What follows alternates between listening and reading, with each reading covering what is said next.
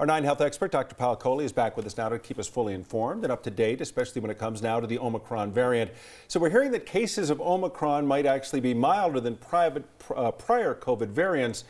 That sounds good, but it may not be good, right? Yeah, it actually has me more worried in some ways. So of course, keeping people out of the hospital, #1 goal, which we're excited about with milder cases. But if the cases are milder, we may be spreading the infection more efficiently without realizing it. We don't know it. That's right. In other words, with Delta, we knew within 3 days because we declared our symptoms, it was a much worse virus. Here, we could be walking around for the incubation period, which is from the time you get exposed and infected to the time you have symptoms, which could be a week or perhaps even longer. Oh, so that makes perfect sense. Like you might think, well, I feel a little off, but you don't really know. So, and that's the part that it's super contagious. That's scary. Well, and that's one of the ways in which the virus makes itself more contagious because it's not killing off the host.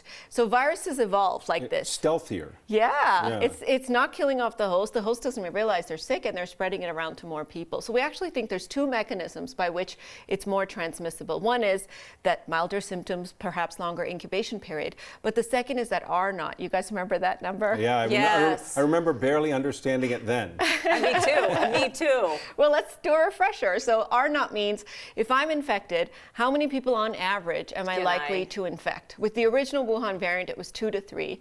With Delta, it was 9. One person can infect up to 9 people. Wow. And with this, we might be giving off more virus. We might be infecting 10 or 15 people, and we're infectious longer. But we don't have an R naught on it yet. But that's what you're speculating that it might be because of its stealthier nature? Yes, thank you for that clarification. We don't yet know. Is it 10? Is it 15? Is it 2? We're all working to get that information. We don't yet know the incubation period.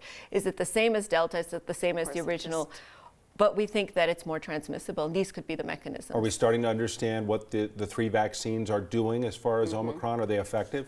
We are starting to get some data. Pfizer data just came out today suggesting that it's not as effective against Omicron, which is not all that much of a surprise because we know that it's changed to evade the immune system. We also know that 23% of all the Omicron cases are occurring in vaccinated and boosted people.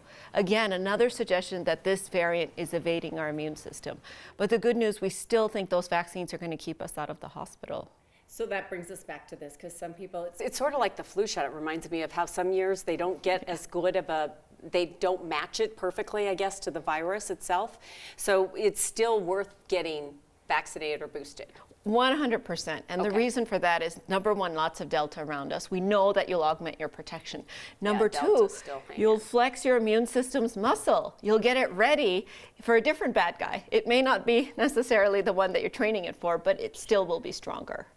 Well, we're certainly going to be following it. Omicron certainly has everyone's attention, and we're learning as we have along the way with this virus, the different things on the fly. Well, I think I understand it now. See how long I retain it. I know, that's just it. Dr. Pal Coley, we'll talk to you soon. Thanks.